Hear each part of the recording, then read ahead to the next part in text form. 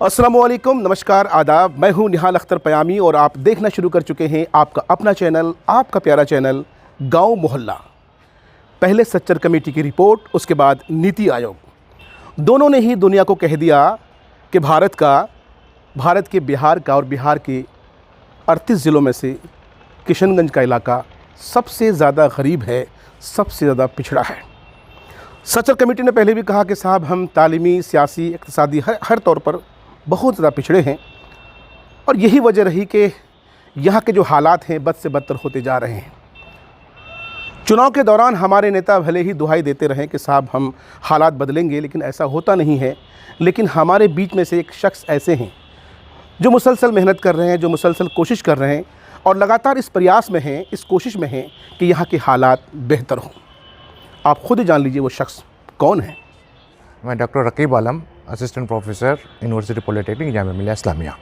जैसे कि निहाल अख्तर पयामी साहब ने आपको बताया कि हमारा सीमांचल एरिया एजुकेशन के मामले में बहुत पीछे है और इस चीज़ को मैं जब मैं स्टूडेंट लाइफ में था तो उसी वक्त से महसूस कर रहा था कि हमारा जो एक किशनगंज डिस्ट्रिक्ट है और एजुकेशन के मामले में बहुत ही पसमानदा है। तो इसके लिए जब स्टूडेंट लाइफ से ही हमारी ख्वाहिश थी कि जब मैं किसी मुकाम में आ जाऊँ तो अपने सोसाइटी के लिए कुछ करूं। तो जब मैं जॉब में आया तो जॉब में आने के बाद अपनी छुट्टियों में, जाड़े की छुट्टी, गर्मी की छुट्टी, ईद, बकरीद, मुहर्रम, मैं इलाके में आता हूं। इलाके में आने के बाद स्कूल का, कॉलेज का विज़िट करता हूं। उसके साथ साथ यहाँ के जो एडमिनिस्ट्रेटिव ऑफिसर्स हैं, डिस्ट्रिक्ट मजिस्ट्रेट साहब हुआ, डिस्ट्रिक्ट एजुकेशन ऑफिसर साहब है, एसपी साहब है, सब किसी से मिलजुल करके गौर व फिक्र करते हैं कि किस तरह से यहाँ की परेशानी एजुकेशन के मामले में किस तरह से यहाँ से आगे बढ़े। तो ये मुहिम हमारा चल रहा है पिछले 2 साल से। रकीब साहब, जैसा कि अभी आपने बताया कि आप जब भी जामिया से अपने वतन लौटते हैं तो आप अलग अलग जगहों पर, ख़ास करके जो एजुकेशनल इंस्टीट्यूट्स हैं वहाँ जाकर के बच्चों को समझाते हैं। लेकिन इसका एक दूसरा पहलू भी देखा जा रहा है। सोशल मीडिया में कुछ लोगों का ये भी कहना है कि कहीं ना कहीं आप अपनी सियासी ज़मीन तलाश रहे हैं, कहीं ना कहीं राजनीति में जो है साहब आने की इच्छा रखते हैं। ऐसी कोई इच्छा है, कोई ख्वाहिश है? नहीं, मतलब ये जो है इंसान का एक नेचर होता है, nature and signature can not be change. बचपन से भी सियासत में मेरा कोई इंटरेस्ट नहीं रहा और मैं एक टीचर हूँ, एक उस्ताद। तो मैं जो भी काम कर रहा हूँ एक टीचर का फ़र्ज अदा कर रहा हूँ। नहीं, ये इसलिए है कि क्योंकि आपके वालिद साहब सियासत में हैं और मुखिया रह चुके हैं, तो लोगों को लगा कि शायद क्या पता आप भी। नहीं, मैं पर्सनली अपने वालिद साहब को हमेशा से कहा कि सियासत से आप दूर रहें, तबलीग से जुड़े हैं, जमात से जुड़े हैं, क्योंकि ये बड़ा काम है। किसी को सही रास्ता दिखाना ये बहुत बड़ा काम है। हमारे यहाँ के जो बच्चे हैं ना, दरअसल क्या होता है कि 10वीं के बाद 12वीं तक उन्हें 10वीं या 12वीं तक उन्हें ये समझ नहीं आता कि हमें आगे क्या करना है। ऐसे बच्चों के लिए क्या नसीहत? जी बिल्कुल, यही सबसे बड़ा प्रॉब्लम, बुनियादी प्रॉब्लम हमारा जो एजुकेशन के मामले में आगे जो नहीं पढ़ पा रहे हैं, यही चीज़ है। जी, मैट्रिक के बाद जो है ना, बच्चों का जो है कैरियर को जो चूज़ करने का जो ऑप्शन होता है वो सोलली स्टूडेंट पर, बच्चों पर डिपेंड होना चाहिए। बिल्कुल।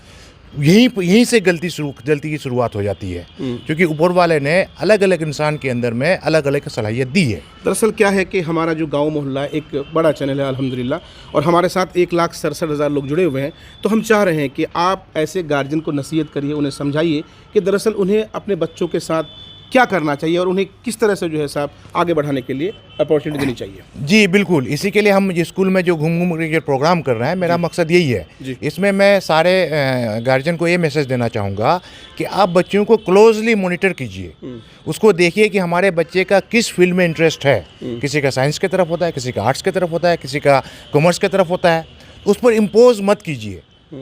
आर्ट्स में भी करियर बहुत अच्छा बना सकता है, कॉमर्स में भी बहुत अच्छा करियर बना सकता है। एक सोच उस पर कि भी मेडिकल की ही तैयारी करनी है। अगर ठीक है, मेडिकल की तैयारी अगर करनी है तो उसको उसका देखिए कि बच्चा का इंटरेस्ट मेडिकल की तरफ जाने का है कि नहीं है। इंजीनियरिंग की तैयारी करनी है तो इंजीनियरिंग की तरफ उसका इंटरेस्ट है कि नहीं है। इवन के बहुत सारा फोटोग्राफी में भी अच्छा करियर बना सकते हैं, क्या कहते हैं, मीडिया में भी बना सकते हैं, क्या कहते हैं, अलग अलग सेक्टर्स हैं, अलग अलग सेक्टर्स हैं। किसी को खेल से शौक होता है, उसके तरफ भी जाए। वो जर्नलिज्म में बहुत अच्छा करियर है। मैं तो कहूँगा कि हर फील्ड में लॉ की तरफ आए। तो मेरा मकसद ये है कि एक क्वालिटी एजुकेशन, फिर डिग्री लेने के लिए बच्चे नहीं पढ़ें। जी।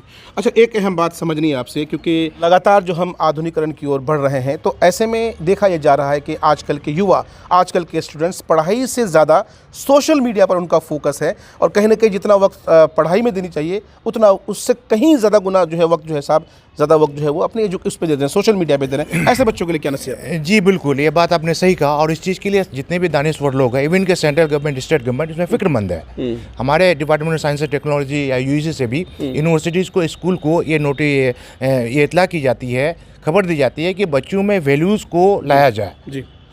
ठीक है, बच्चे जो है हमारे वैल्यूज़ से हट रहे हैं, और ये सारा चीज़ जो एक सोशल मीडिया में, देखिए कोई भी चीज़ बुरा नहीं होता है जी। हर चीज़ की एक अच्छाई होती है, बुराई होती है। एक चीज़ दिखाया था कि सोशल मीडिया में जो है बहुत सारी चीज़ें हैं जो काम के लिए है। अच्छी बात है कि अगर इंटरनेट से आप पढ़ाई भी कर सकते हैं। बिल्कुल। अभी IIT में मैं भी एक सोशल मीडिया में ग्रुप चला रहा हूँ, एजुकेशन इन्फो करके, उसमें सारा इन्फॉर्मेशन डालते रहता हूँ। लेकिन ये चीज़ ये देखी जाती है कि जो बच्चे जहाँ एजुकेशन के बारे में चीज़ें दी जाती है उसको कम ध्यान देते हैं। रकीब साहब, आपने कहा कि सोशल मीडिया में जो पॉजिटिव चीज़ें हैं उसकी ओर हमारे बच्चों को ध्यान आकर्षित करनी चाहिए। ज़रा इसको जो है सब कोलैबोरेट कीजिए, इसको ज़रा विस्तार से बताइए। जी बिल्कुल, आजकल इंटरनेट का ज़माना है। आप घर में बैठ करके ऑल ओवर वर्ल्ड, इंडिया नहीं, ऑल ओवर वर्ल्ड में जितनी भी यूनिवर्सिटीज़ है, सारे यूनिवर्सिटीज़ के बारे में आप पता कर सकते हैं। बिल्कुल। वहाँ पर दाखिला ले सकते हैं, ऑनलाइन क्लास कर सकते हैं, और ऑनलाइन बुक्स अवेलेबल है, ऑनलाइन नोट्स अवेलेबल है। इवन कि अभी IIT गुवाहाटी में एक लाइब्रेरी किया गया है जिसमें दुनिया की सारी किताब वहाँ पर मुहैया है। आप वहाँ से ले सकते हैं।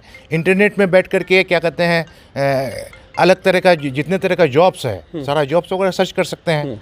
लेकिन होता क्या है कि हमारे बच्चे, या जो आप जो कह रहे हैं कि बच्चे जो है ना, जो गेम्स के तरफ या जो ऐसी चीज़ उसमें बहुत ज़्यादा वक्त लगा देते हैं। तो सोशल मीडिया में या जो भी, तो एक चीज़ ये भी देखी जाती है कि सोशल मीडिया में एजुकेशन का कॉलम बहुत कम है। जी। बहुत कम है। जी। तो जितना कुछ भी है, तो अगर एजुकेशन का कॉलम को बढ़ाया जाए, पिछले कुछ सालों से अगर देखा जाए तो सीमांचल के कुछ क्षेत्र ऐसे हैं जहाँ से जो हमारे बच्चे हैं सरकारी जॉब्स में उनको अपॉर्चुनिटी मिल रही है। क्या आपको नहीं लगता है कि हम लोग जिस बिरादरी से आते हैं, सुरजापुरी बिरादरी से आते हैं, उसके रिजर्वेशन को लेकर के भी अगर आवाज़ बुलंद की जाए तो हमारे बच्चों को फ़ायदा पहुँचेगा इसका? जी बिल्कुल, इसमें बहुत सारे लोग काम कर रहे हैं, इसमें आवाज़ बुलंद करनी चाहिए, क्योंकि पसमानदा है, पिछड़ापन है, तो एजुकेशन के मुद्दे में लोग आगे बढ़ेंगे। जहाँ तक मेरा अपना मानना है जॉब के बारे में, भाई आप अगर पढ़ाई कीजिएगा, आपके अंदर में टैलेंट होगा, तो जॉब को आपको खोजने की जरूरत नहीं है। बात बिल्कुल दुरुस्त है, लेकिन रिजर्वेशन एक बहुत बड़ा इशू है। जी, वो तो है, उसके लिए आप किया जाए। लेकिन रकीब साहब, क्योंकि आप जामिया यूनिवर्सिटी से ताल्लुक़ रखते हैं, बड़े ओहदे पर फायज़ हैं, आपसे जानना चाहेंगे कि हमारे यहाँ के बच्चे, बहुत सारे बच्चे ऐसे हैं जो तालीम में अच्छे होते हैं लेकिन उनकी फाइनेंशियल कंडीशन बहुत अच्छी नहीं होती है। क्या ऐसा नहीं लगता है कि अगर जामिया का कोई सेटअप यहाँ पर, क्योंकि ये मुस्लिम माइनॉरिटी वाला एरिया है, अगर यहाँ पर सेटअप बिठाया जाए तो मुमकिन हो कि यहाँ के बच्चों को ज़्यादा फ़ायदा होगा, ऐसा कुछ कॉन्सेप्ट? जी बिल्कुल, जैसे कि है कि अलीगढ़ का भी एक ब्रांच यहाँ खुला है, तो जामिया के भी ब्रांच यहाँ खोला जा सकता है, अलीगढ़ खोला जा सकता है। वो धीरे धीरे वो इम्प्रूव करेगा।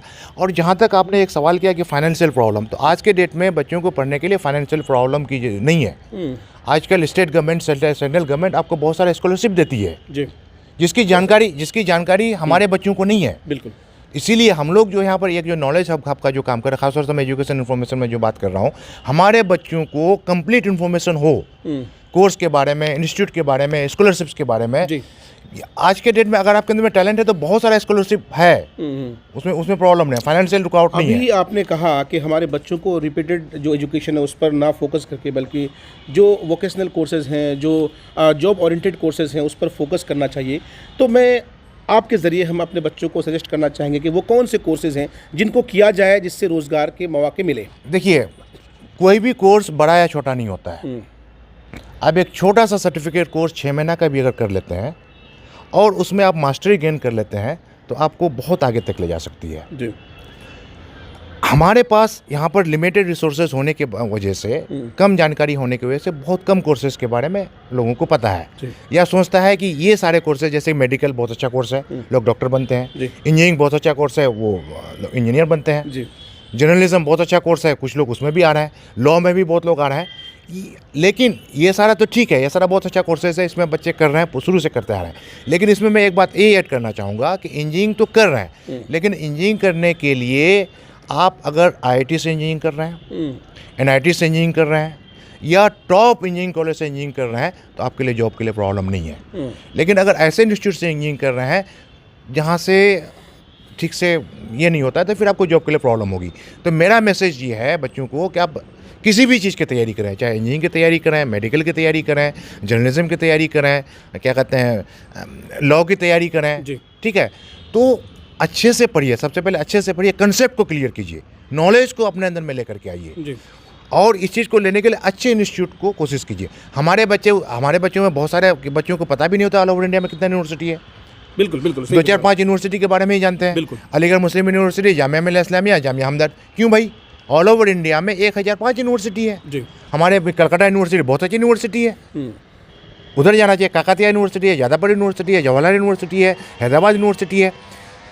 अलग अलग सारे स्टेट में सेंट्रल यूनिवर्सिटी ऑफ स्टेट के नाम से खुला है जी। वहाँ पर जाकर के कोर्स कीजिए। अच्छा, ये ऐसा कुछ नहीं है, कोई इंस्टीट्यूट अच्छा है उसके बाद कोर्स का भी जो है ना जी।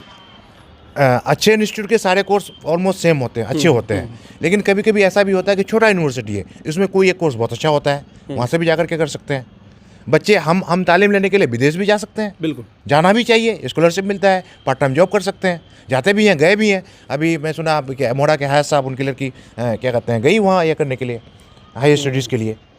तो ये जनाब रकीब साहब बेबाकी से सारी बातें रख रहे थे और हर पहलू पर, एजुकेशन के सेक्टर में हर पहलू पर इन्होंने काफ़ी अच्छे से बातों को समझाया और यकीनन आपने बातों को समझा भी होगा, कुछ कहना चाह रहे हैं।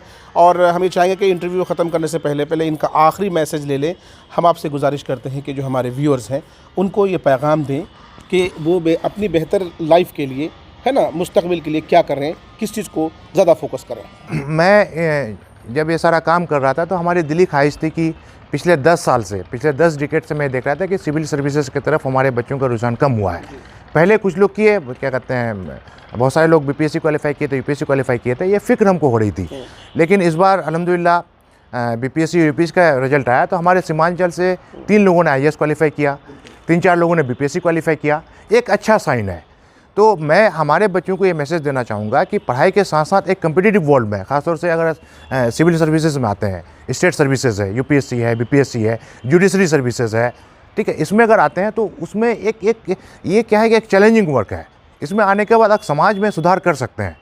तो मेरा ये स्ट्रॉन्ग मैसेज है हमारे बच्चों के लिए कि आप तालीम हासिल करने के बाद सिविल सर्विसेज की तैयारी की तरफ आएँ।